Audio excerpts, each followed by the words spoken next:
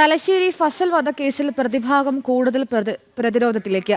മുൻ IPS ഉദ്യോഗസ്ഥൻ K രാധാകൃഷ്ണനെ prosecution വിസ്തരിക്കാനൊരുങ്ങുകയാണ്. കേസിൽ CPM നേതാക്കളുടെ പങ്കിലേക്ക് അന്വേഷണം നീണ്ടപ്പോൾ പ്രതികാര നടപടികളായിരുന്നു Kannur crime records bureau DYSP ആയ രാധാകൃഷ്ണൻ നേരിട്ടത്.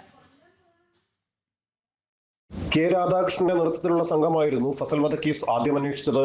CPM വിട്ട് NDF-ൽ ചേർന്ന ഫസലിനെ കൊലപ്പെടുത്തിയത് CPM നേതാക്കളുടെ ഗൂഢാലോചനയിൽ പാർട്ടി ക്രിമിനൽ സംഘമാണെന്ന നിഗമനത്തിലേക്ക് എത്തിയതോടെ അന്വേഷണം വഴിതിരിച്ചുവിടാൻ വധഭീഷണി അടക്കം മുടക്കി. സർവീസിൽ നിന്ന് വിരമിച്ച ശേഷവും പെൻഷൻ അടക്കം മുടക്കി പ്രതികാര നടപടികൾ തുടർന്നിരുന്നു. കേസിൽ RSS പ്രവർത്തകർക്ക് പങ്കില്ലെന്ന് ആദ്യം കണ്ടെത്തിയതും രാധാകൃഷ്ണനായിരുന്നു.